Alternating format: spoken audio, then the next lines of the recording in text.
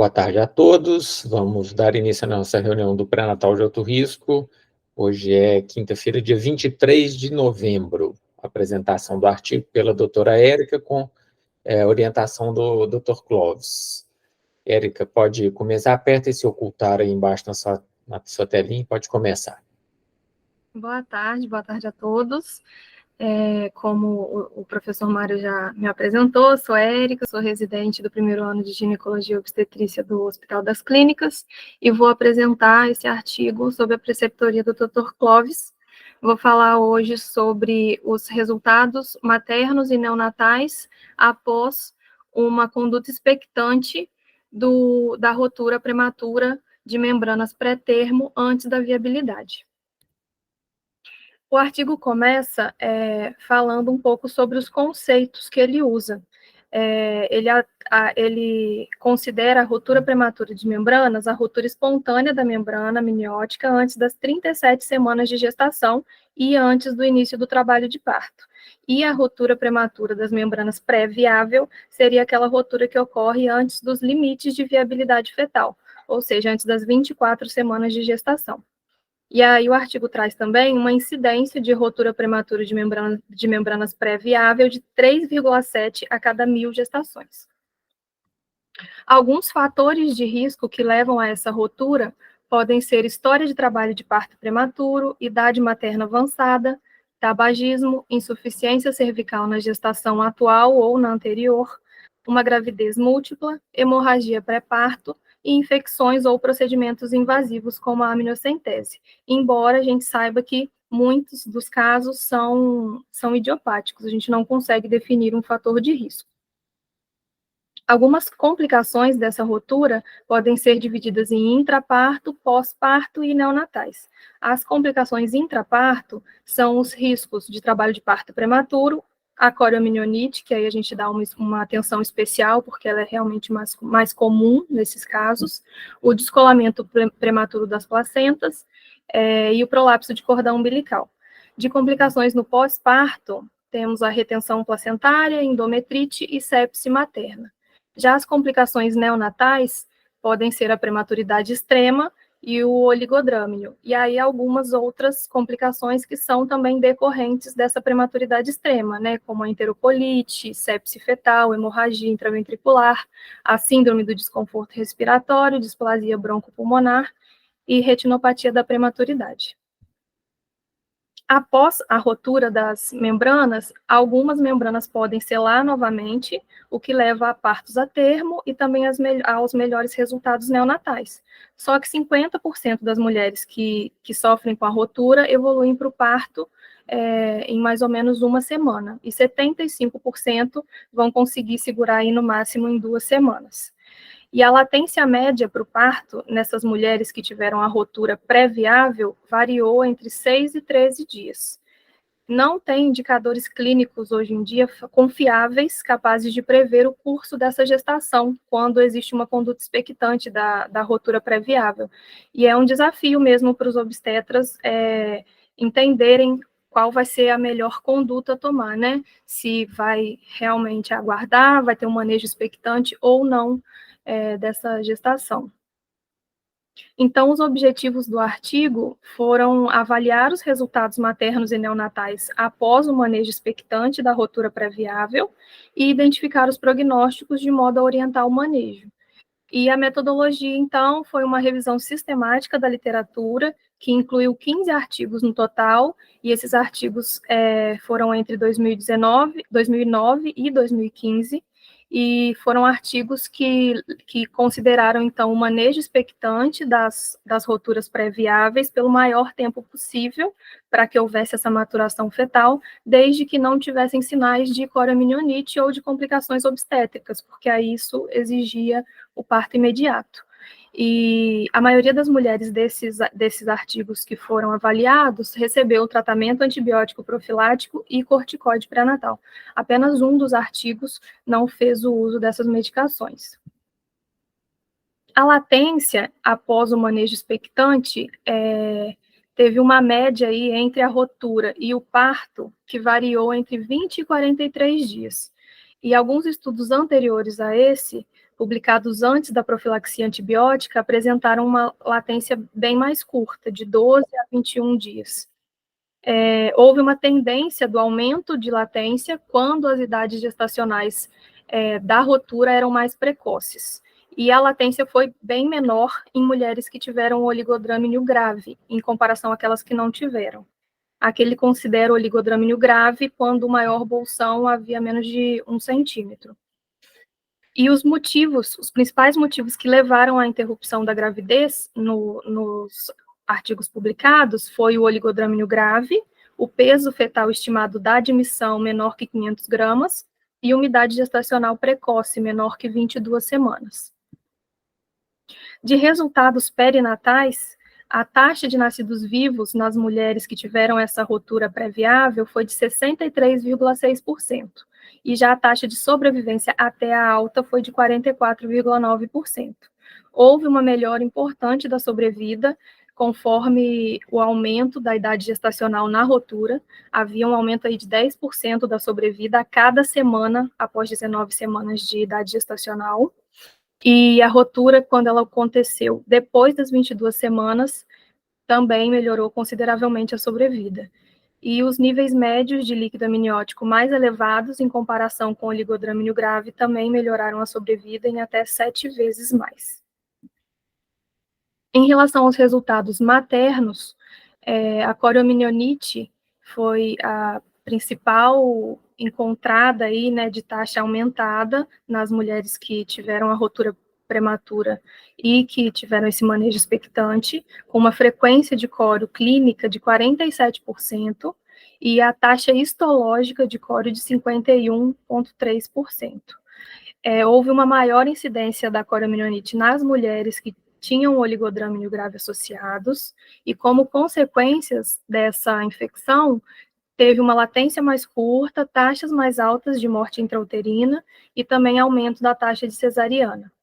E a incidência de coriominionite ela aumentou significativamente nas mulheres submetidas a essa conduta expectante.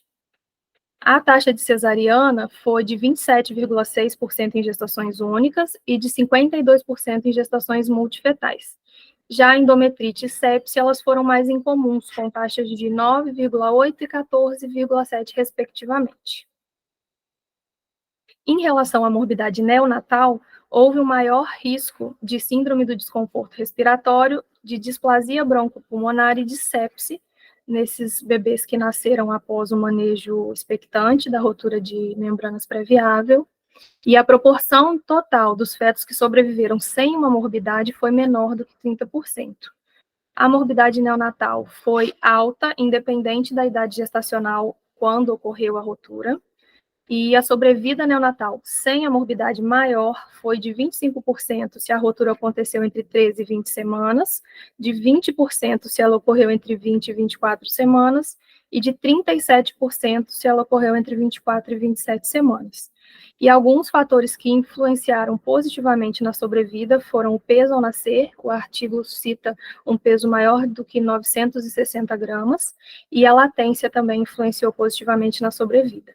E as principais causas de morte neonatal nas primeiras 24 horas foram a hipoplasia pulmonar e sepse neonatal. Os resultados na primeira infância, o artigo mostra que mais do que 50% dos sobreviventes tiveram sequelas como paralisia cerebral, moderada ou grave a longo prazo. Em relação à gravidez multifetal, o risco de morte fetal intraútero e de morte neonatal diminuiu com o aumento da idade gestacional da rotura e também o aumento da idade da latência. O artigo traz também para a gente algumas taxas ao longo dos anos, ao longo dos estudos. Um estudo de 1984 trouxe uma taxa de nascidos vivos após o manejo expectante da rotura pré-viável de 34%, e a taxa de sobrevivência perinatal de 25%. Logo em seguida veio uma revisão em 2001, que houve um aumento dessa taxa de nascidos vivos, subiu para 67%, só que a sobrevivência perinatal ela se manteve estável, 21%. E aí uma meta-análise de 2009, trouxe uma taxa de nascidos vivos inalterada de 68%, com o aumento da taxa de sobrevivência para 44%. Já essa revisão, que a gente está citando agora, trouxe tanto uma taxa de nascidos vivos quanto uma taxa de sobrevivência até alta, parecidas, similares à meta-análise de 2009. Em relação à discussão, o artigo traz algumas considerações importantes, como, por exemplo, menos de 30% dos neonatos sobreviveram sem uma morbidade grave, e os resultados na primeira infância após essa rotura previável incluíram comprometimento do desenvolvimento neurológico, hipertensão pulmonar persistente, persistência do canal arterial e também baixo ganho de peso durante a infância. Em contrapartida, os resultados maternos foram mais tranquilizadores, porque não teve incidência de mortalidade, não houve nenhuma mortalidade nos 15 artigos revisados, e incidências muito baixas de morbidade materna grave, como sepse, internação em UTI. Algumas estratégias podem ter sido utilizadas que acabaram melhorando os resultados a longo prazo, como, por exemplo, a baixa incidência de morbidade materna grave pode ser atribuída pelo uso de antibiótico profilático e também ao tratamento direcionado para coriomielite se houvesse sinais graves de infecção precoce, né? E as taxas de sobrevivência neonatal também mais elevadas nos últimos anos podem ser devidas ao uso de antibióticos, da corticoterapia antenatal e também a melhoria dos cuidados neonatais. O aumento no uso dos antibióticos, ele foi associado a uma latência mais prolongada, a uma redução de coriomielite e de endometrite pós-parto e também diminuição da morbidade neonatal. E o período médio da latência variou, como eu já tinha dito, entre 20 e 43 dias, que é o dobro do período de latência dos estudos realizados antes do uso da profilaxia antibiótica. Então, os principais preditores de sobrevida neonatal foram a idade gestacional tardia na rotura e também no parto, uma latência mais prolongada e níveis de líquido amniótico adequados. Os resultados de sobrevivência, eles melhoraram muito significativamente quando a rotura aconteceu depois de 22 semanas. Houve também um aumento do período de latência com idades gestacionais mais precoces da rotura previável, e o oligodrâmino grave foi associado a uma latência mais curta e também a taxas mais baixas de sobrevivência perinatal. E no pós-natal, um importante preditor de sobrevivência saudável foi realmente o peso ao nascer, acima de 960 gramas.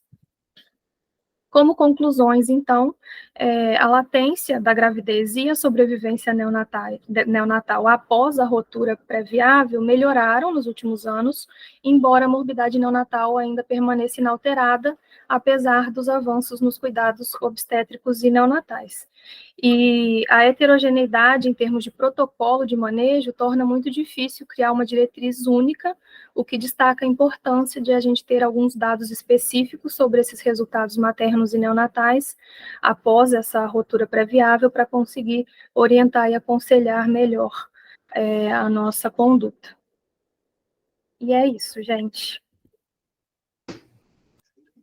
Obrigado, Érica. Vou passar para o Dr. Klaus fazer os comentários dele. Pode parar sua apresentação aí, Érica, fica melhor. Está me ouvindo, Mário? Estamos ouvindo, Klaus, pode falar. Então, tá bom. Eu pedi para Érica, parabéns, Érica, pela apresentação. Você foi muito bem, muito clara, muito linear, né? Obrigada. Bem. É um artigo de revisão, nos traz sempre para pensar novamente a conduta em relação à cultura prematura de membranas. Muitas vezes elas são tomadas no momento de plantão, algumas vezes plantão noturno, que a gente não sabe o que restou de líquido amniótico, né? E a gente tende ainda a repetir, né, o que está nos livros, né, e também na maioria dos protocolos, de que a gestação antes de 23 semanas ela é inviável, né? Então ela entra como um caso de abortamento inevitável, né? E a gente, mesmo esse artigo, que existem questionamentos que depois eu vou anotar para vocês, a gente vê que 64% de nascidos vivos a gente não pode falar que é inviável, porque então, a maioria é viável. E 47% de nascidos vivos ao final, na alta, né, também considerado um número elevado para colocar como sendo um abortamento inevitável. Né? A questão de que o número de fetos sequelados é uma questão que, ao meu ver, não cabe a nós. Eu gostaria de ouvir depois dos demais profissionais. Né? Porque, da mesma forma que a gente faz conduta conservadora em pré-eclâmpsia grave, idades gestacionais mais precoces, e a gente não sabe do resultado gestacional desse feto ao sair, né, a gente não avalia o número de sequelas, né, dos prematuros extremos que a gente faz o parto, a gente também não deveria interferir na conduta em relação a essa mãe, a não ser que ela deveria realmente ser informada de que na hora que você faz um tratamento conservador, você vai tentar levar até a viabilidade de uma idade gestacional mais segura, e a gente está falando aí de 32 semanas, e que no meio do percurso existem idades gestacionais que vão impor a esse feto uma possibilidade de sequela maior. Né? Isso ela tem que ser esclarecido. A gente já teve casos na maternidade de ruptura com 16 semanas que foi a termo, e na maioria das vezes esses casos são de fetos que você vê sair o líquido amniótico, você faz um ultrassom no dia seguinte, a paciente continua perdendo o líquido, mas faz um ultrassom, tem 7, 8 de ILA, né? Esses casos, algumas vezes, durante a internação, o ILA ainda continua, volta a aumentar, então vai para 11, 12, e chega a termo e algumas vezes param de perder. Então, a conduta tomada no momento do plantão, né, sem um ultrassom e sem um segmento inicial, pode nos fazer perder esses casos que são de condição muito tranquila. Ao mesmo tempo, existem os casos com líquido amniótico em valores intermediários, geralmente mais difíceis de conduzir, né? Na verdade, do oligodramo severos, que esse artigo, inclusive, fala como sendo um dos critérios para interrupção. Né? Então, assim, para mim, existe conduta conservadora ou não existe conduta conservadora. Porque o oligodramo grave, né, abaixo de 5, a gente vai encontrar em muitos dos casos.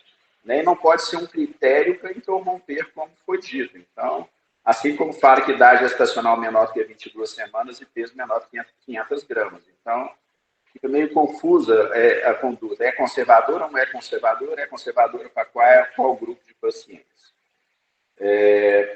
Eu tive um caso muito extremo, que inclusive está na internet, numa paciente dos casos que eu não desaconselhei a conduzir, era uma paciente que estava com um colo de 2 centímetros dilatado, anidrame, 20 semanas, né? E essa paciente, o fetinho, ela entrou em trabalho de parto, ela não quis fazer a interrupção, foi até 24 semanas, o menino nasceu e sobreviveu sem sequelas, e lá na internet fala assim, o Dr. Clóvis, o médico que não acreditou que poderia dar certo. Né? Então, logo eu que sou dos mais arriscados, né? Mas assim, e aí tá lá, coloca o menino todo bonitinho, andando para tudo quanto é lado lá, né? E aí depois desse caso, eu falei assim, agora não sou eu, não determino mais quem vai ou quem não vai, quem vai determinar, e você sabe muito bem que ultimamente eu estou mais religioso, é Deus. Então não interrompo, não dou conselho, a conduta é sempre conservadora do meu ponto de vista, a não ser que vão surgir sinais clínicos de infecção. E aí, mais um outro dado para a gente trabalhar aqui, que é exame laboratorial de ruptura prematura de membranas, embora já exista alguns consensos que não levam a necessidade de exames laboratoriais, a gente leva sempre dados clínicos. Então, taquicardia materna, mal-estar, calafrios, dolorimento pélvico, febre. Esses são os sinais que a gente considera para considerar coriomionite, né? Um outro dado incoerente fala que 47% das pacientes apresentaram coriomionite, mas depois fala que a infecção só teve em 9%. Então, são coisas que não batem muito bem, coisas de meta-análise, né, que muitos trabalhos, não só e aí e as condutas conservadoras, elas são muito baseadas no que os serviços dizem, né, e no espírito de cada profissional, que varia de época para época. Né? É isso que eu gostaria de ouvir agora os demais participantes. Obrigado. Obrigado, Clóvis. Eu acho que esse artigo ele serve para ilustrar para a gente que, em alguns casos bem selecionados, a gente pode tentar uma conduta conservadora nessas rupturas de membrana abaixo de 24 semanas. Né? Acima de 24 semanas, a gente faz conduta conservadora, não tem dúvida. Aí ele mostrou que, em média, o prolongamento da gravidez foi de 14%. 14% não, 14 dias. Então, assim, eu acho que fazer uma conduta conservadora em gestação com 20 semanas, eu acho temerário. Se você vai segurar 14 dias, você vai chegar em 22. E ainda é um feto muito inviável. Taxa de coriominionite, 50% que eles mostraram, 47% de clínica e 51% histológica, que é terrível para a mãe, né? O que a nosso protocolo que ele sugere que é o que eu acho que deve ser feito nesses casos de dúvida, é individualizar. Aí a gente discute com o paciente baseado até nesses critérios que você falou aí. Eu acho que realmente a decisão não deve ser tomada assim de forma precipitada. Eu acho que dá para esperar um ultrassom, desde que a mãe não tenha sinal de infecção. Se o líquido estiver muito baixo, a chance de evoluir pior é maior. Se o líquido estiver bom, às vezes tem casos até que a gravidez ela prossegue sem problemas. Então, nesses casos aí, vamos dizer, abaixo de 24, entre 22 e 24 semanas, talvez estendendo um pouco até 20 semanas, a gente pode tentar individualizar. Abaixo de 20 semanas, realmente eu não vejo sentido, porque a probabilidade de sucesso é extremamente baixa e, lógico, essa decisão ela tem que ser compartilhada com a paciente, a gente vai explicar para ela que a chance de sucesso é baixa, mesmo se der certo, o risco de abortamento, de sequela para a criança é alto, o risco dela ter problema, uma sepse grave, eu acho que, segundo a Érica mostrou aí, foi 30% de sepse, Érica, eu acho que foi alguma coisa nessa cara, 15% de sepse. É isso. Foi. E lembrando também que todos esses estudos aí incluídos são série de casos ou estudo de coorte, eles não tem nada de randomizado, eles fizeram uma série de casos de pacientes que foram acompanhadas, inclusive com 2 estudos que são brasileiros, né?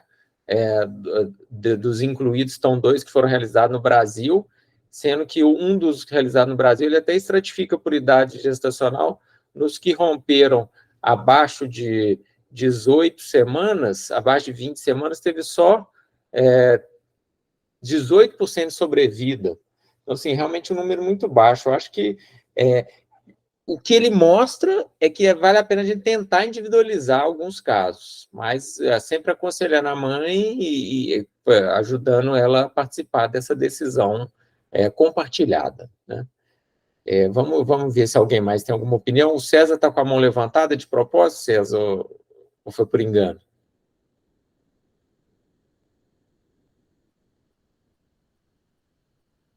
Deve ter sido por engano, que ele não está nem se manifestando. Mais alguém, gente, quer fazer algum comentário? Ô, Mari, da mesma forma que você está falando aí, né, a gente, assim, não mesmo esse artigo, ele está falando que 47% recebeu alta vivo. Então, a gente não pode falar que 47% das crianças, você fala, né? Dos neonatais. Pois é, Clóvis, mas ele inclui bolsa rota desde 13 semanas até 28 semanas. Então, até 24 semanas, pelo menos. Tem uns artigos tem um artigo que foi até 27. Então, assim, se você vai estratificando por idade gestacional, você vê que essa taxa de sucesso é mais nas gestações acima de 22, 23 semanas. Quando você pega a estratificação lá nas tabelas que ele mostrou, a taxa de sucesso nas gestações inferiores a 20 semanas é baixíssima. Então, esse é o problema da gente trabalhar com média, né? A média a gente vai pegar desde os que saíram muito bem e os saíram muito mal e jogar no meio do caminho. Então, eu acho que o interessante desse artigo é que vários das coortes lá, das séries de casos apresentados, eles estratificam por idade gestacional. Talvez o Fabrício, que é o autor do artigo, que é até amigo meu, que é um brasileiro que mora lá na Austrália, mora lá na Gold Coast, até já ofereceu, se alguém quiser ir fazer lá pós-doutorado com ele recebe o doutorado, viu, meninos? Fabrício mora lá na Austrália, lugar super bacana.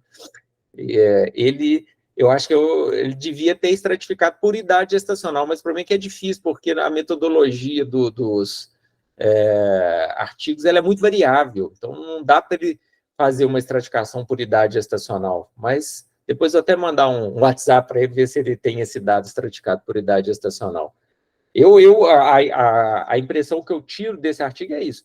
Abaixo de 20 semanas, a taxa de sucesso é baixíssima e a taxa de sequela é altíssima. Acima de 20 semanas, a gente tenta individualizar e segundo a história passada da paciente, exames clínicos e ultrassom. Eu acho que é a conduta que eu tendo a fazer, mas lógico que depende de cada instituição. O outro artigo brasileiro que é citado é um artigo que foi feito lá na Perinatal Laranjeiras, ou seja, é um hospital de altíssimo nível no Rio de Janeiro, com CTI de primeira linha, então também taxa de sucesso maior. Então, a gente é outra coisa, a gente tem que saber individualizar segundo o nível do nosso UTI, o nível de cuidado neonatal que a gente pode oferecer para essas pacientes. Senão a gente vai mais complicar a vida delas do que ajudar. Muito obrigado a todos e até semana que vem. Até mais, obrigado. Tchau, tchau.